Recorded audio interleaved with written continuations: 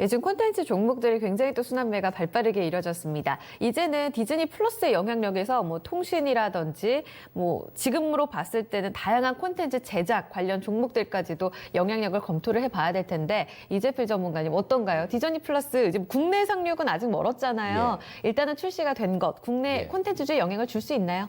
당연히 줄 수 있다라고 보고 있고요. 벌써 지금 뭐 전에 이 넷플릭스나 뭐 디즈니 쪽 이런 쪽에 대비해서 벌써 합종 연행이 나오고 있거든요. 네. 얼마 전에 우리 저 SK텔레콤에서 운영하는 옥수수하고 그다음 지상파 3사에서 운영하는 푹. 자, 요거 두 개 합쳐갖고 뭐 처음에 푹수수 이렇게 부르다가요. 네. 그다음에 웨이브로 이름을 웨이브, 바꿨죠. 예, 출범됐죠. 예, 그래서 이런 부분들이 규모를 키우고 우리나라 시장 같은 경우도 마찬가지.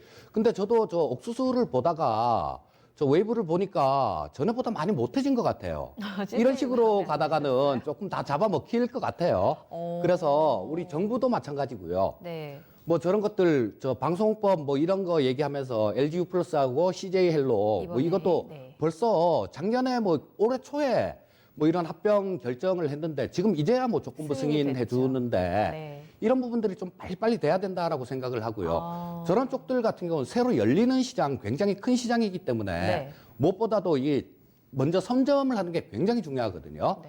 그래서 처음에 지금 뭐 저 웨이브 같은 경우는 거의 보니까 뭐 무료 영화 이런 것도 없어졌더라고요, 보니까. 예, 없어졌던데 이런 거를 좀 무료 영화로 이렇게 주면서 사람을 끌어들이는 게 그게 우선이라고 봐요. 그래서 지금 뭐 이쪽뿐만 아니라 웨이브뿐만 네. 아니라 뭐 다른 쪽도 이렇게 좀 합쳐가면서 좀 더 규모를 키우면서 좀 이렇게 내실을 다지는 그런 부분으로 대응을 해야지. 안 그러면 뭐 저 지금 우리나라 콘텐츠 업체들 같은 경우는 상당히 뭐 내년 이후로는 상당히 좀 위험한 상황이 될 네. 수도 있다라고 봅니다. 결국은 디즈니 플러스 출시가 위협 요인이다라고 보셨는데 김정수 전문가님도 같은 생각이세요? 뭐 콘텐츠 섹터들마다 약간 좀 다를 것 같긴 해요. 어떻게 나뉘질까요? 그러니까 왜 이 전쟁이 시작되는지를 봐야 되거든요.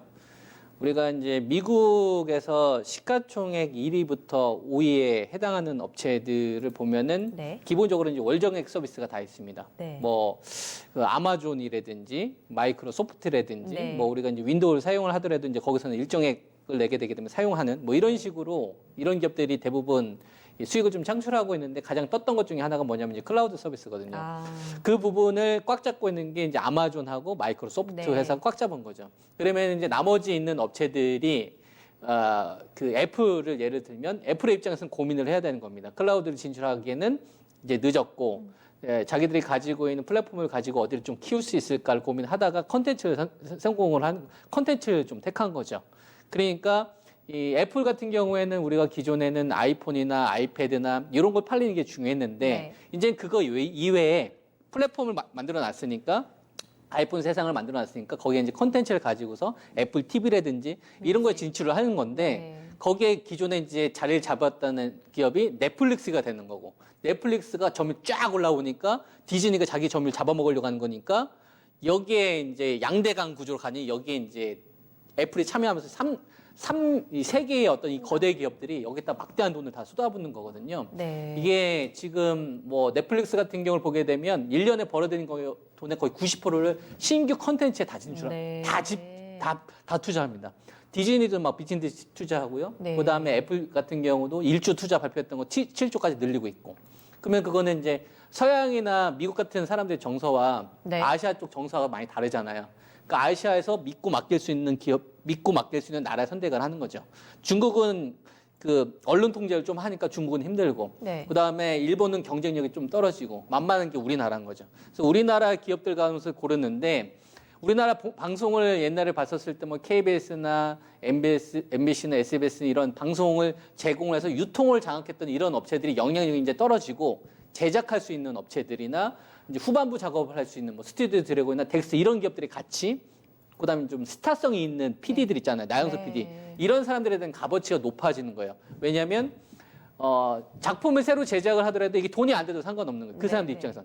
그냥 그 기업 다 돈을 때려박아 주니까. 네. 그러니까 아스날 뭐 이게 망했는데도 불구하고 2가 제작되는 게 이런 이유가 있는 거거든요. 네. 그러니까 유통업체들은 그동안 우리나라에서 뭐 유통을 좀 장악했던 롯데나 뭐 CJ 이해나 이런 기업들은 굉장히 저는 어려워질 거라 봅니다. 네. 왜냐하면 제작- 걔네들하고는 싸워야 되는 거니까. 네. 돈이 몇백 배 더 많잖아요.